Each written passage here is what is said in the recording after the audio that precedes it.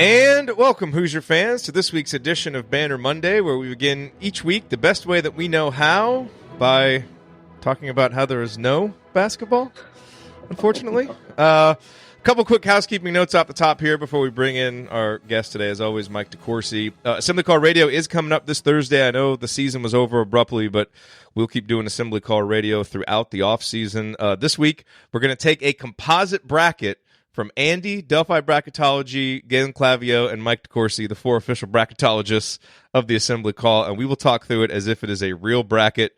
Try to get that bracket / NCAA tournament fix. And then, just real quick, make sure that you support our friends at Home Field Apparel. They are doing everything right to do right by their employees and trying to follow all the guidelines.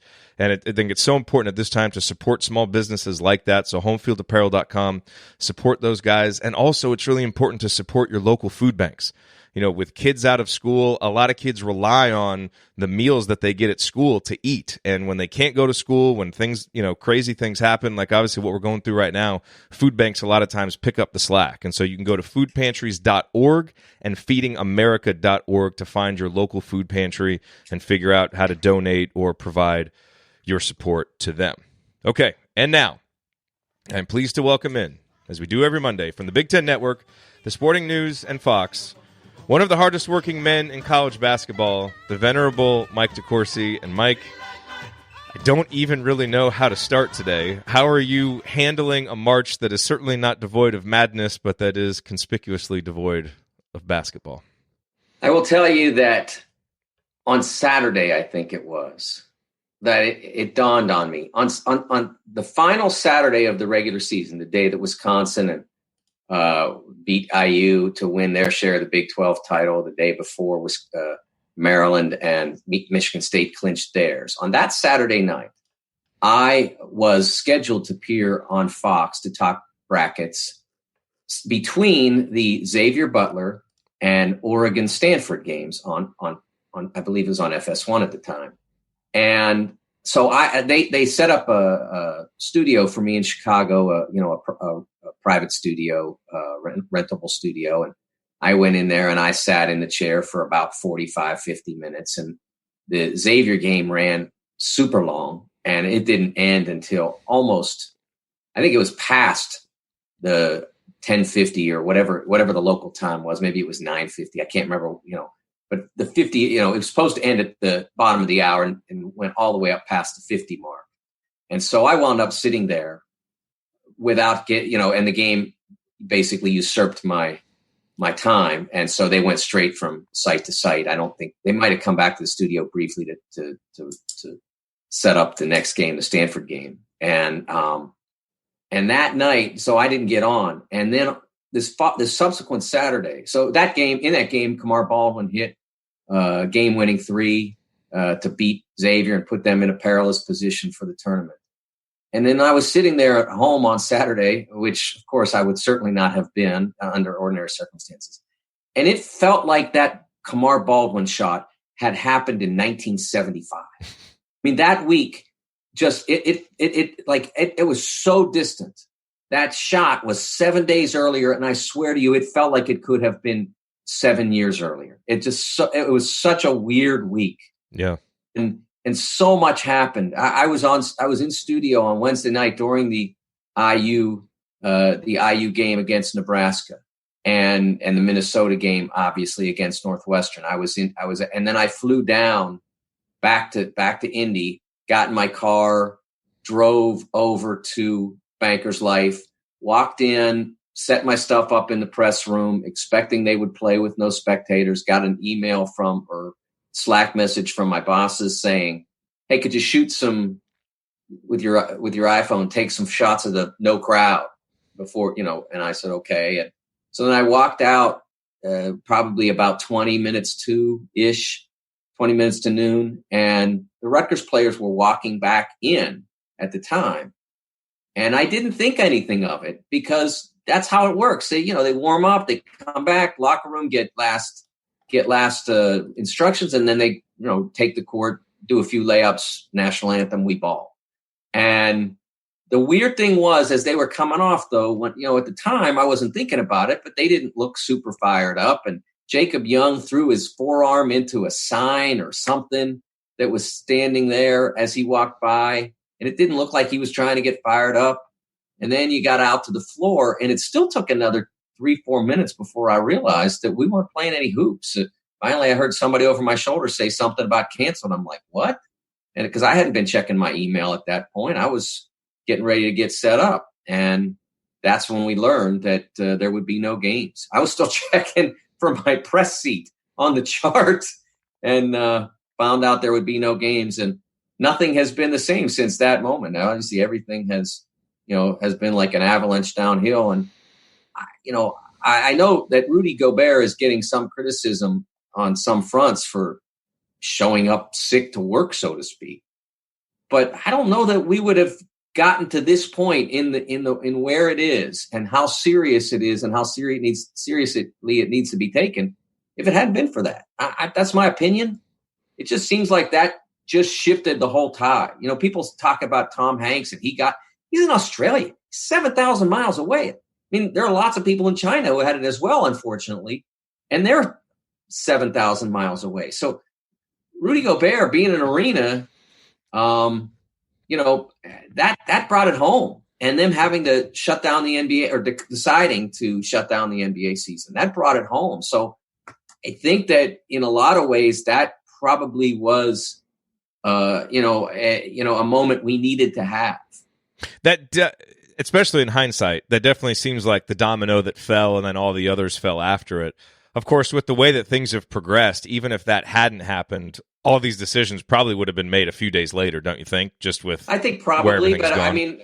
I think that we still might have played hoops in front of empty gyms on Thursday, Friday. I think it's possible that's where we would have gone because they'd already said they were going to do the tournament with no fans. Yeah.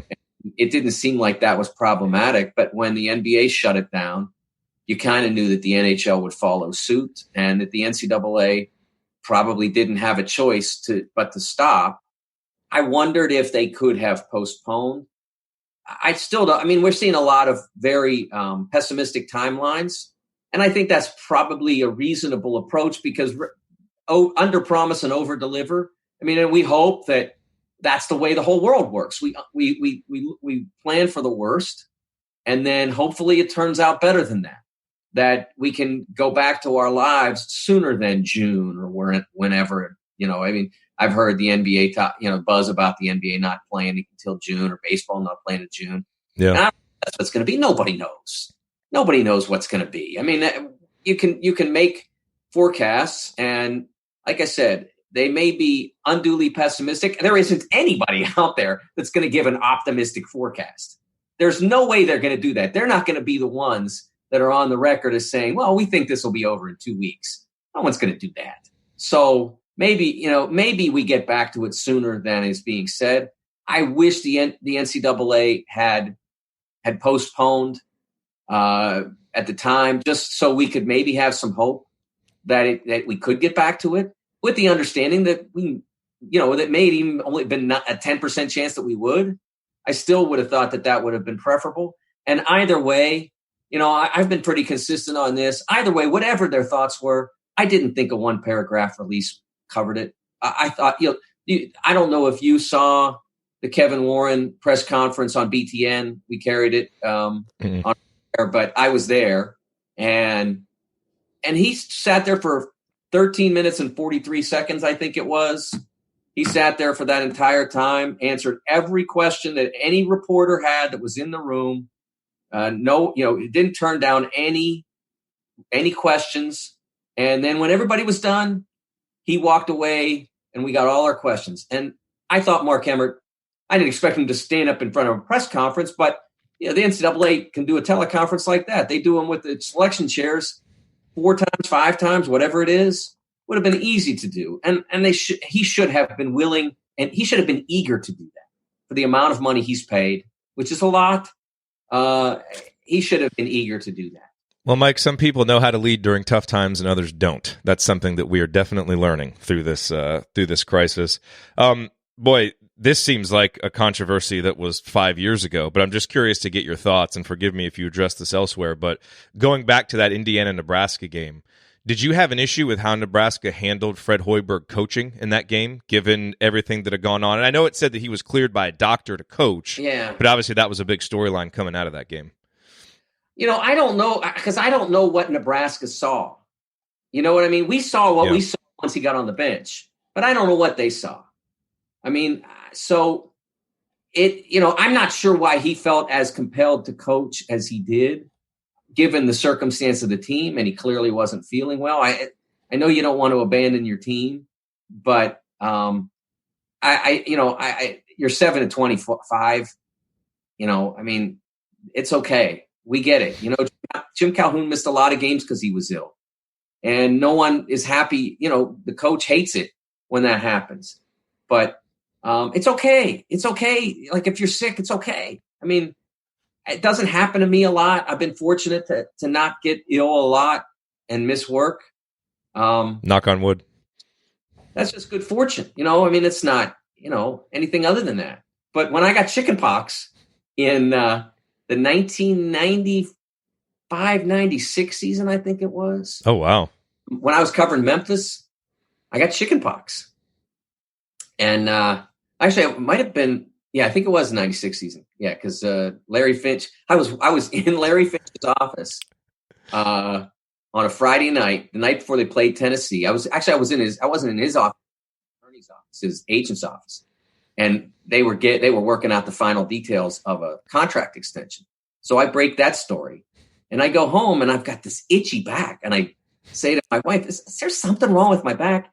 It's covered with chickenpox, and So they had to check with all the players, all the Tigers players, because I'd been at their practice and interviewed dudes, and they had to check with all of them and see if they were, if any of them all of them had it, and only one player hadn't had it.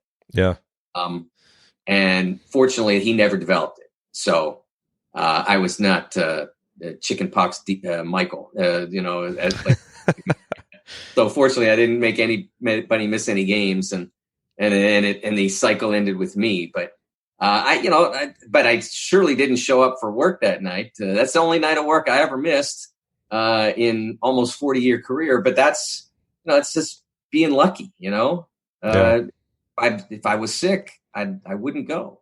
I just love how you mark time in your life based on the athletic event that was most prominent going on. Absolutely. Right there. Hey, are you on board with Indiana fans who are claiming a Big Ten tournament title since Indiana won the last game of the tournament? That's how it works, right? I mean, we don't have much other success, so we're, cling to what you can. I mean, you got this silliness in Florida where their state legislature, I think, declared Florida State national champ. I saw that. Hey, look, it was cute with UCF because they were undefeated, but the only thing that Florida State can claim is an ACC championship. Yeah, and a lot of people were weirded out by the Florida State trophy ceremony when they canceled the ACC tournament. And I don't think people understand, like, they have this whole weird thing in the ACC where there's no such thing as a regular season champion. Did you, like, they don't. Yeah. Titus and Tate talk about that on their show a lot. Yeah, you can claim it if you earn it. And, like, if you go to Carolina, if you go to the Dean Dome, they have a whole big banner with all the years they won it. So it does exist, but they don't honor it. You don't get a trophy or anything. So when they canceled the tournament, they had to make somebody the champion, and so they gave it to FSU. I think that's the dumbest thing. Let's recognize the team that was good for a half a week over the team that was good for 3 months. Like, I will tell you this: you should see how much, Jared. Like, you should see the Twitter battles I've had over. Wasted years of my life over how silly that is, especially like the ACC fans. Like, they are. It's like biblical. It's like it's written into the side of Mount Sinai or something. That's the only champion the ACC has. Yeah, it's dumb. So let me get your thoughts on a couple of the biggest storylines that have happened over the last few days. Do you endorse the decision that they made not to release the bracket? Yes. Yeah. I look at it. I understand why people wanted to see it. Hofstra wanted to see their name on the bracket. Okay, but Hofstra would have been on the bracket, or Robert Morris. I mean, everybody, like, you couldn't take that away from them. They won their leagues. Hofstra won the Colonial. Robert Morris won the Northeast. Utah State won the Mountain West. Belmont won the Ohio Valley. That's done. They were in the tournament.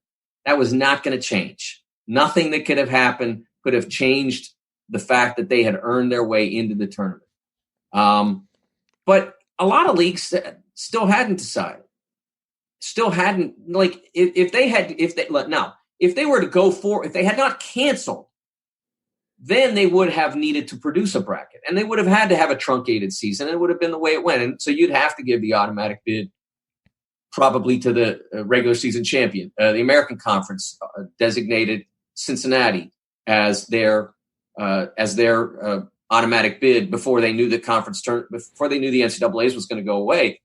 They designated them as their automatic bid in case the tournament did continue or was postponed rather than canceled. So you would have had to do that if you intended to perhaps resume it. Yeah. But since you said cancel, I don't see any reason why you give a raw deal, say, to the team that didn't get the chance to do what Boston U did, which was knock off the number 1 seed in the Patriot League. Xavier got eliminated from my bracket and a lot of others by losing on Wednesday night to DePaul. And they didn't deserve to be in at that point. But a lot of people that were in the same general category still hadn't played. I'm trying to think of now, like Richmond hadn't played yet. Like if Richmond went out and lost the next night, well, Richmond didn't have a road Seton Hall win, and they didn't beat Cincinnati, and they didn't beat a handful of other tournament teams. Their resume was largely based on, well, they didn't lose to anybody. They didn't lose they didn't lose very many games. But I don't think I would have had them ahead of Xavier if they had lost their first game. So I don't think it was fair to those teams that lost their way out just on a basis of an accident of timing when their tournament began as opposed to when someone else's did.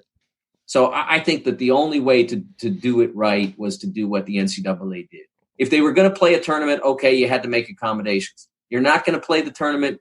There's no reason to put a bracket up there that wasn't just. Yeah.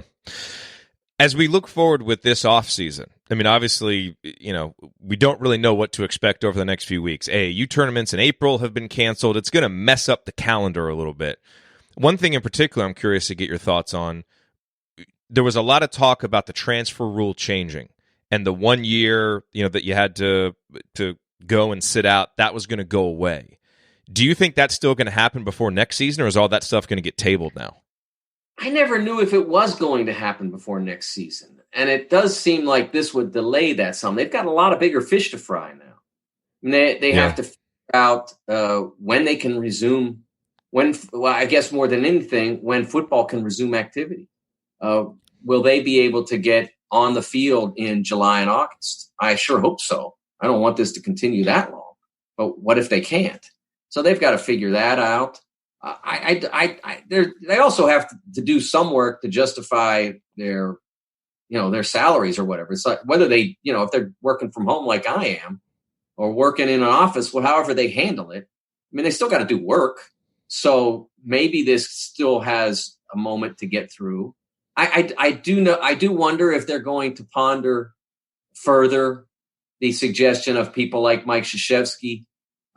Dick Vitale has advocated this as well. Fran Fraschilla, considering a additional year of eligibility for seniors who in winter sports, men's basketball, women's basketball, wrestling, ice hockey. They all lost their postseasons as a result. Yeah. I've seen a lot of people push back on that. I don't think, my feeling is, we've had these awful disruptions that are no fun for anybody, literally nobody. And so why not a disruption that's fun for somebody? And I don't know whether anybody take up on the NCAA on that offer. I don't know. And I don't know whether it would lead to some difficult decisions by coaches. I don't think it would, because I think it would include a roster expansion, temporary roster expansion to accommodate any seniors that were coming in. So any seniors that were remaining in case the freshman class pushed them over. You couldn't go beyond, like if you got two seniors and they both stay, doesn't mean you can all of a sudden sign 16 guys or have 16 guys on your roster. Because you said we can have no. If you had, if you were going to recruit X number of players, and these guys and this would push you over, you can have them. I'd be fine with that. I just don't see any downside to it. I really don't. I think they're going to have to consider that even if they don't do it. My bet is that they don't, because the NCAA in its track record and the membership's track record has always been to not sweat that some people are being inconvenienced. You don't want to inconvenience the entire apparatus. I don't agree with that approach, but that's what I would expect. But I do think they have to consider it. So then whether or not, and now the one thing I want to say about that, I would not do that for anybody that wanted to leave their team. Like, if you want to play another year at Indiana, you play another year at Indiana. You don't go to Indiana State or Wichita or where. You're not going. Like, if you want the extra year, you're staying where you are. This is where you got the tough deal. This isn't free gravy for you.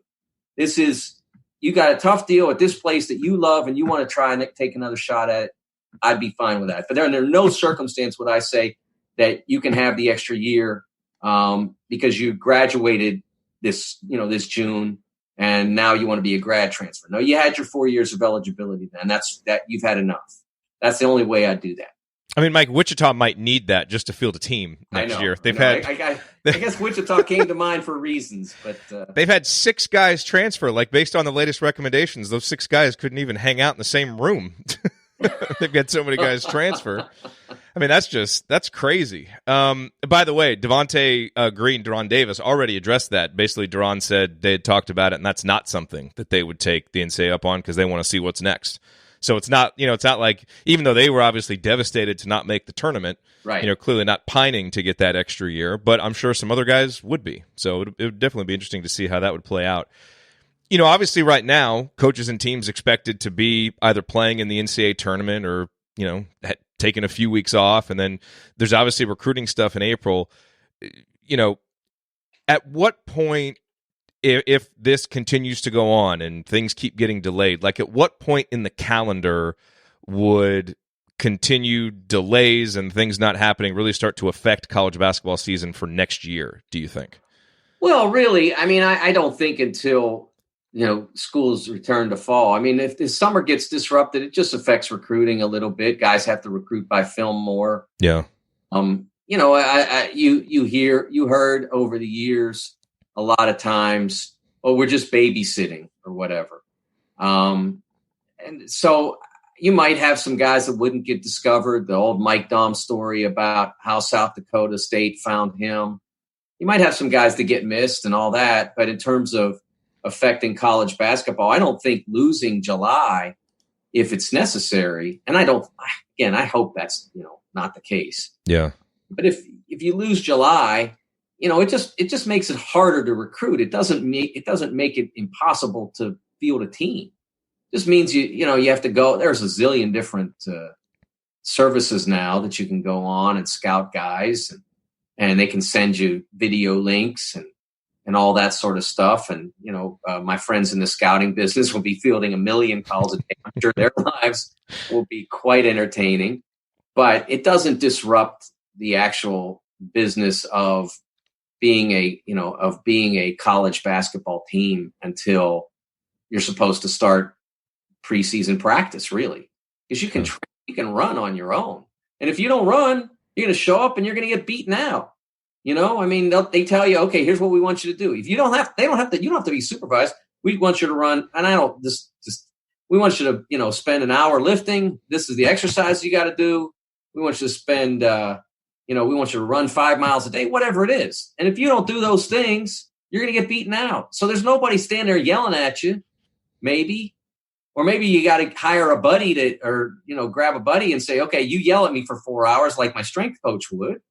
But if you have to do those things to make your team. But what affects the actual development of the team is whether or not you can get on the court in September. You'll be, as long as no one else, if everybody can't be on the court in the summer, then nobody can be on the court in the summer.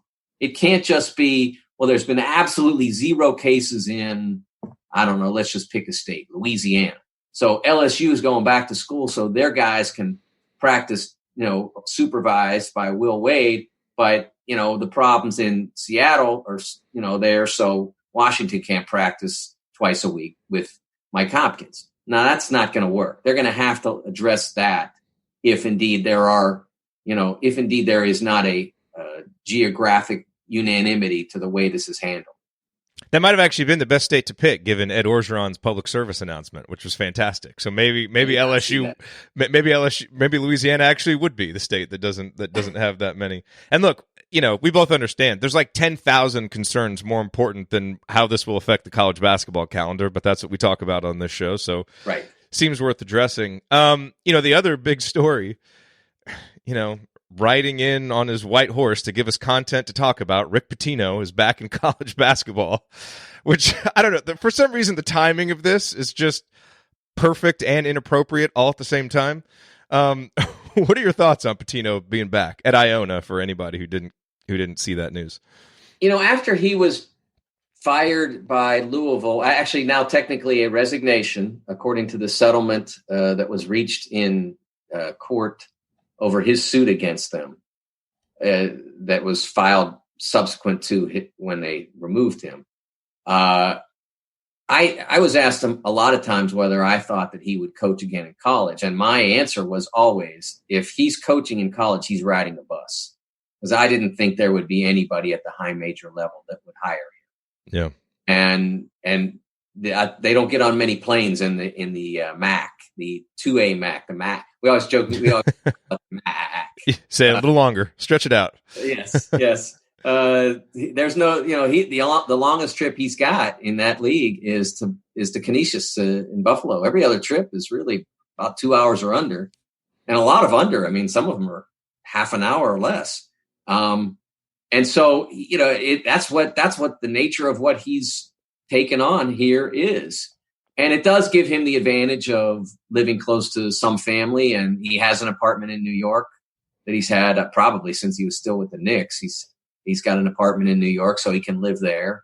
And so it has some geographic advantages. He even mentioned on a radio interview today that it was close to his country club. He belongs to Winged Foot. I think I would have left that out. But I knew that that's what would have to happen. And as far as him as as this outlaw figure that a lot of people want to paint him, I've never really looked at him that way. I looked at him as a by the end of final 7 years or 6 years or maybe 5 at Louisville, I thought he was a terrible manager. I just don't think I think he was an absent boss. I know he spent a lot of time away from campus. I think a lot of people took advantage of that. And I don't think that he paid close enough attention to who he was hiring or what the people he hired did. And I thought a lot of it got away from him. And I think that was the number one problem that he had. And I can't promise he's going to show up, and do the old style Pitino 12-hour, 14-hour days that he did back when he was at Kentucky. I can't promise anything. I don't know what he's going to do. I don't know who he's going to hire. I don't know whether I know those people will be told to follow the rules. I have a lot of friends who coached under him, and they tell you that he was very circumspect about those things in those days. He said on the FAN interview today that you can ask anybody from Boston U Providence, Kentucky or Louisville how he ran his program, and they'll tell you that he was a stickler for the rules. But at the same time, he did say today that he did finally take responsibility for what happened at Louisville. He said, "I should have been fired." That's the first time I've ever heard him acknowledge that. Wow. I think he was very angry that he was fired at the time. I think he was very taken aback that he was fired at the time. He sued them for $40 million. He did not get any money out of it, but he did get that technicality changed in regards to his departure. And he finally acknowledged that, he did say that he should have done a better job of who he hired and how they were carrying out their duties and all that. But he finally took responsibility for what happened. Not that he's saying, no, at the same time, he will still say, I did not do anything. And I there are parts of it that I'm 100% convinced he didn't know anything about the stuff in the dorms with the strippers. I'm 100% convinced, and always have been, that he never knew anything about that. Because at its base truth, like, that's the dumbest recruiting thing in history. He's a smart man. He would not have signed off on anything that dumb. Like, people who followed this for a long time understand the number one rule in recruiting, if you are going to work outside the rules, is number one rule, and it's the only rule since you're breaking all the others, is keep the circle small.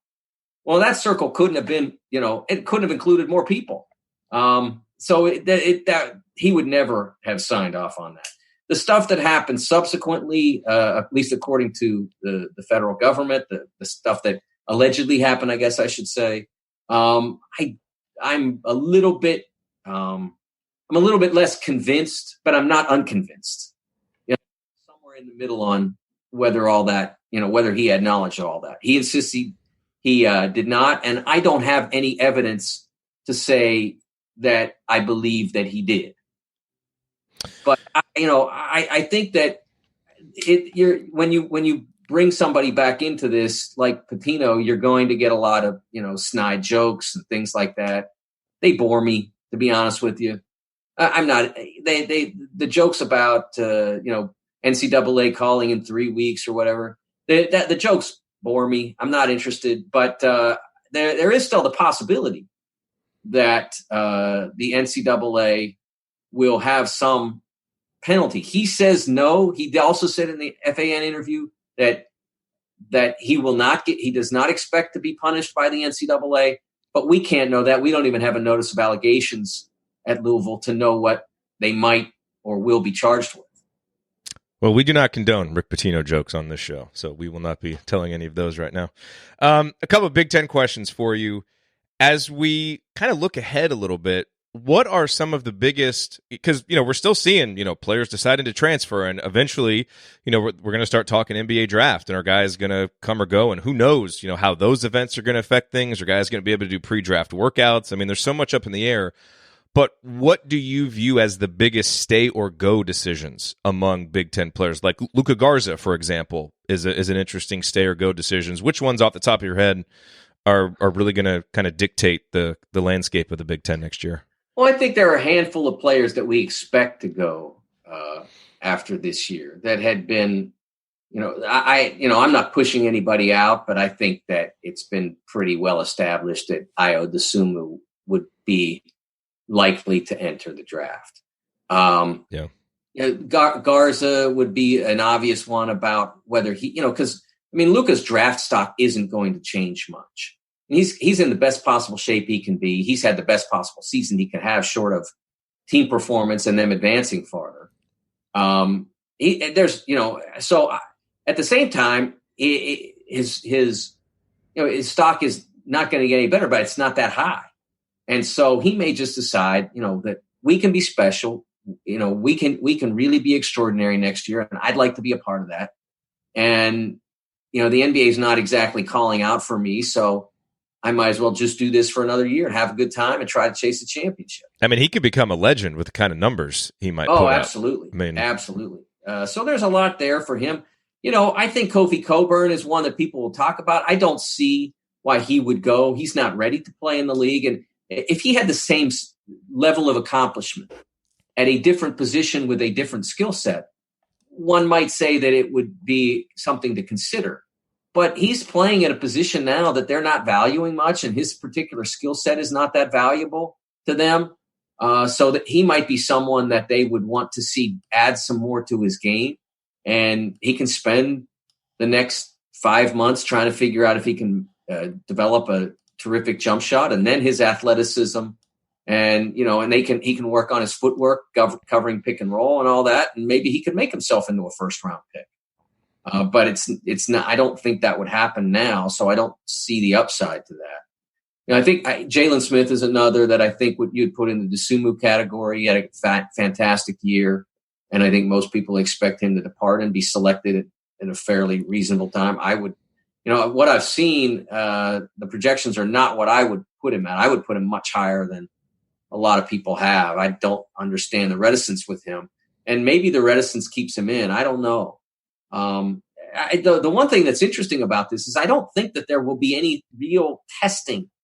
Like, you can put your name in and see whether anybody calls you, but you can get the same phone calls whether you put your name in or not, because there's not going to be, more than likely, any real pre-draft enterprise. I don't think there'll be camp. I don't think there'll be individual workouts.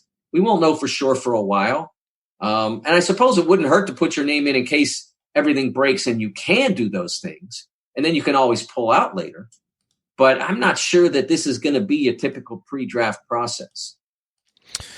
Well, Mike, you are known for your encyclopedic knowledge of sports and especially the Big Ten. So I'm gonna put you on the spot and test you a little bit. So I found this website called NCAA Game Sim, because we're jonesing for basketball. We got to find stuff to do, and so their team database goes all the way back to 2009, 2010. And so I had this idea to take the 68 best Big Ten teams of that era, put them in a bracket, seed them by efficiency margin, and let's just see what happens. So I did the research today. I haven't done any of this yet. I'm not promising it. This is one of those ideas that fizzle and, I don't have time to do, but it did sound fun. And so I did go through and compile the data, which was pretty interesting. So I want to ask you a few questions to see if you can get these. So it's since the 2009-2010 season. Okay, so It covers 10 seasons. Right. Which team or which school has the most teams in the bracket, basically of the top 68? Which one has the most? Huh. Because there is one school on top.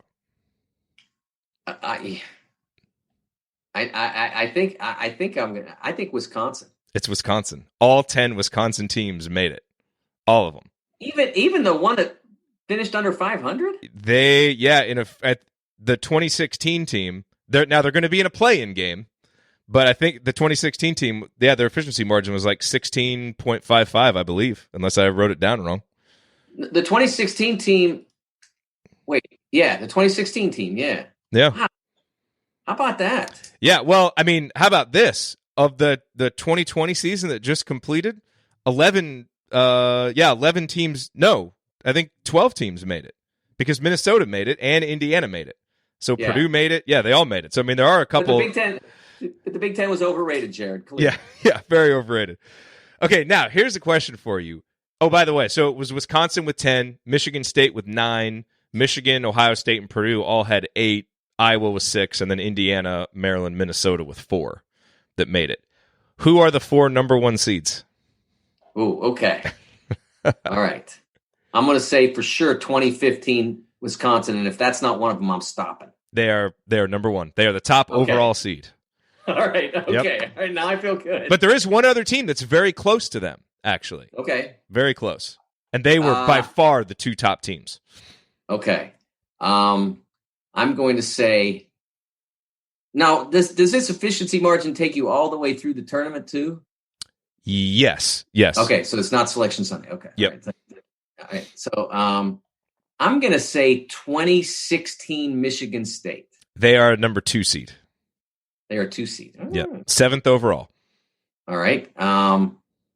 Let's think here. 2013 Indiana.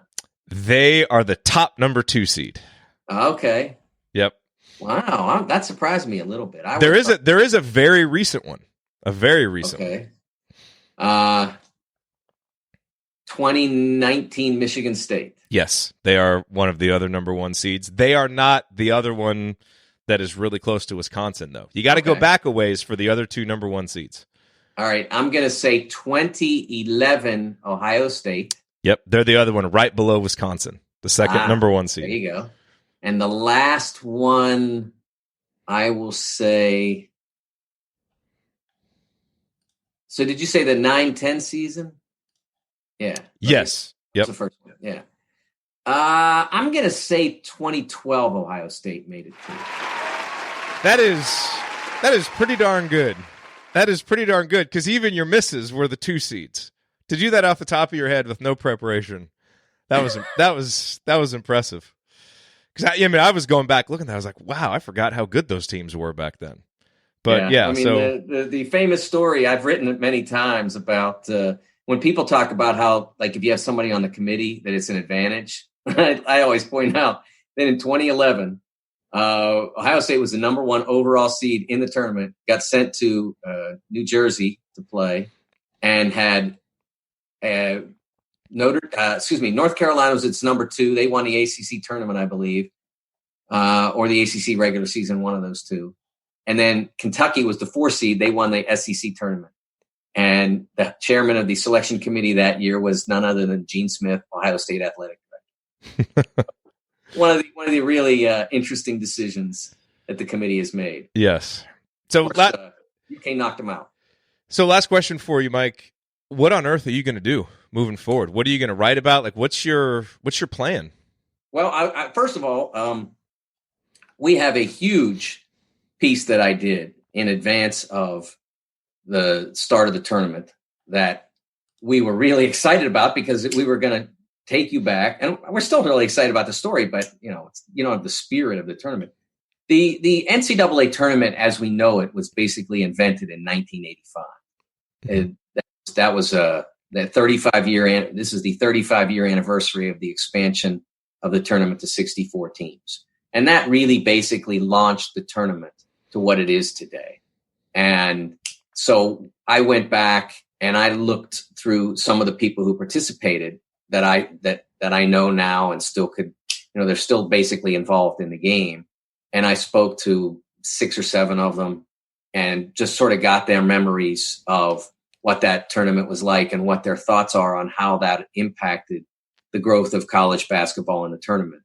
And so that'll appear, I believe, on Thursday. Oh, cool. And that's now people have time to read it, because they'd be like, oh, that's a cool idea. And then they'd never get back to it because there were going to be like 100 games on.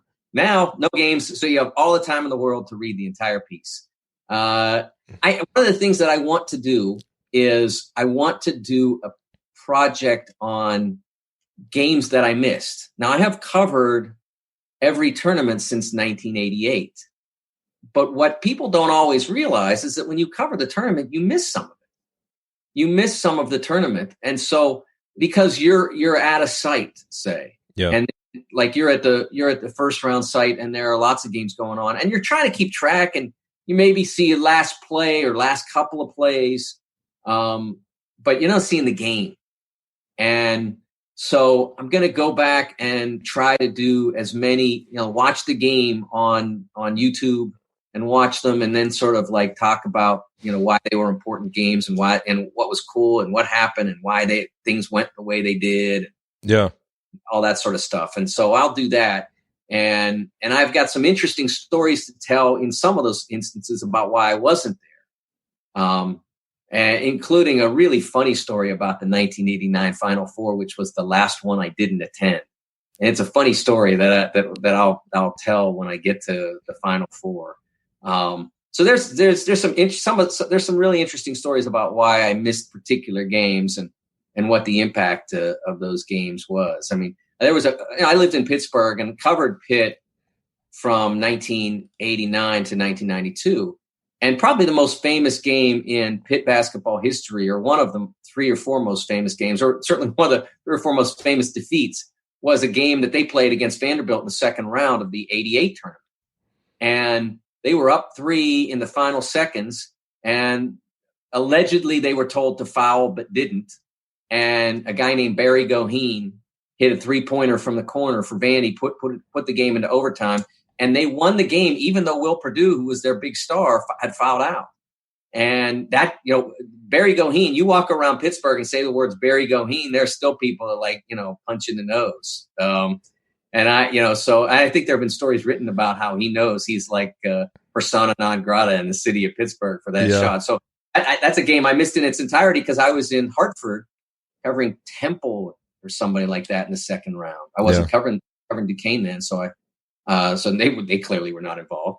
So I went to a different site and covered that. So there are lots of stories like that I'll tell, and then we'll get to our preseason top 25. Although I'm a little bit skeptical of jumping too soon in that. I'd like to get some some resolution on whether or not they might allow seniors to return. Yeah. Because that really, you can sort of project who might leave, but you can't project whether they're going to do that, and therefore who might stay. So, but that's something we'll do as well. And mostly what I'll do, Jared, is miss basketball. I mean, yeah, it's this time of year is so special, and I work every day, and I'm not complaining, and I'm just explaining. I work every day from basically after Christmas until April 5th or 6th or whatever. And of course, this year it stopped on March 9th or 10th, 12th, whatever it was. But I work every single day during that period of time. And what keeps you going is the adrenaline from being a part of that. Yeah. It is absolutely magical. I mean, I will never, ever, I will never complain about doing it. And I will never, ever, I'll never not appreciate it. Yeah. And I will tell you that I got really emotional after I finished my story about the cancellation of the tournament on Thursday. When you're writing and working, you're focused and you're doing your job. And when I got done, I got really emotional because, I mean, who knows how many more of these I get to cover, and it's not just about me. I talked to Mick Cronin from UCLA that day, and he said, look, I'm going to coach it again. You're going to cover it again. But these guys, this was it. The seniors, they may never get to play in it again, or in some cases, never get to play in it. Yeah. This was their shot, and I feel for every one of them. And when I watch the videos that are coming up now that are really cool, each school doing its own one shining moment. Yeah. They're really cool, and I feel so badly for those guys. I really do. And I apologize for getting emotional about something like this because I know there's more important stuff. But this stuff means a lot to a lot of people, and it's been a big part of my life for pretty much my entire life. And I know there's more important stuff. I'm the last writer ever to ever think that this stuff is important. When I was in Pittsburgh working at the Pittsburgh Press, I used to get angry if we put sports on A1 because I understand sports' place in life. I understand it's entertainment, but it means something. The participation of it and the appreciation of it means something to the people who do, and I feel bad for everybody that's missing out on that this year. Mike, we appreciate your candor. This is a safe space for emotions about basketball. That is for sure, because we have certainly had ours too. The great irony to me of the tournament getting canceled this year with everything that is going on, and obviously we understand why it had to be canceled and all of that, but at a time when so many people are going to feel isolated, but also have time to watch, nothing would have brought people together and made them feel connected, at least, in our corner of the world, than having the NCAA tournament to connect on. And it's been, interesting and heartening to see all the different ways that people are still trying to do it anyway. Whether it's with the One Shining Moment videos or making up ridiculous brackets or whatever, just trying to find that way to like, hey, let's try to scratch this itch somehow, but do it together. And that's why when March and basketball are at their best and they actually mean something more than the games, but to your point, for all the guys who aren't going to get a chance to play, it is heartbreaking, because the players only get so many opportunities to do this. We'll be able to keep watching it, but who knows what they would have been able to do at that chance, and they didn't get it, and that's disappointing for them. I feel bad for all the Hoosiers who would have been in. I'm convinced that they would have been in, just no doubt about it, and they had earned that, and it was not the exact season they imagined, but it was a better season than many appreciate it to be. The one thing about those One Shining Moment videos is it drives home that as wonderful as March is, and there's nothing quite as wonderful as it is, November, December, January, February are really cool too. Yeah. And, those of us who appreciate that understand it, but maybe this will help reach more people and make them understand that if you want to get on board a little earlier, you're welcome. Absolutely.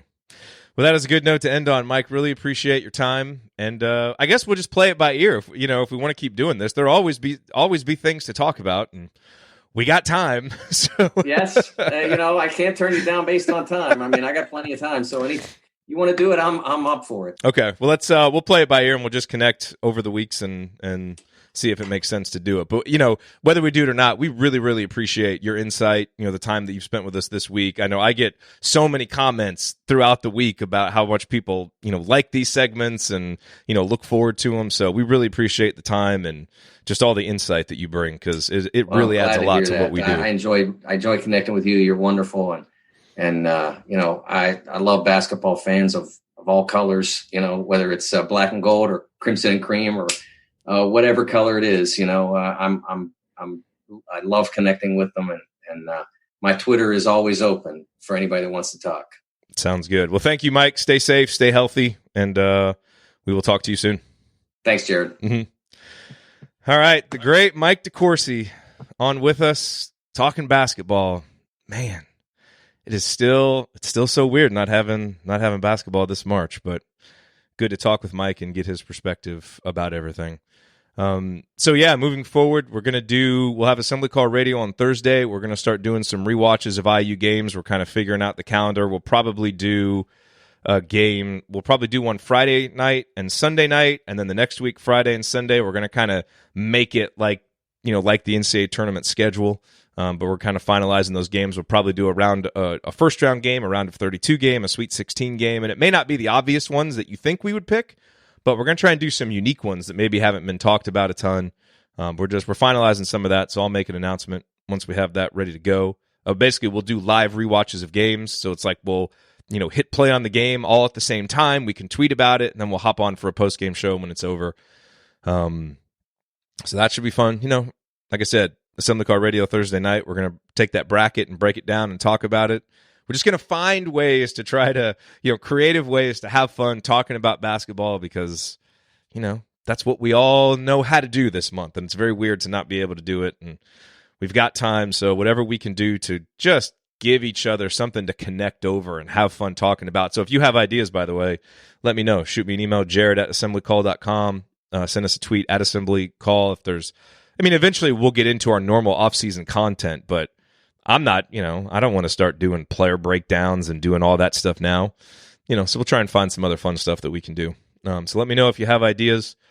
And again, support homefieldapparel.com, support your local food banks, support Buffalo's, by the way. Buffalo's really stepping it up. I don't know if you saw that, but they are basically doing a service where kids of MCCSC, Monroe County Community Schools, who, obviously they're not in session, if they need food, Buffalo's is actually going to deliver it to them. It's really, in times like these, you learn a lot about people and businesses and what they do. Do they try to, really squeeze it, or are they, and every business has a different situation. So you don't necessarily want to judge without knowing the context. But man, when you see businesses go above and beyond for their employees, for the community, it makes you feel good. It makes you want to support them. And that's just, that's the time. We're all in this together. Let's get through it together. And eventually there'll be basketball on the other side of it. So appreciate you guys being here today. Appreciate you listening to us all season long. We will talk to you Thursday night on Assembly Call Radio. See you then.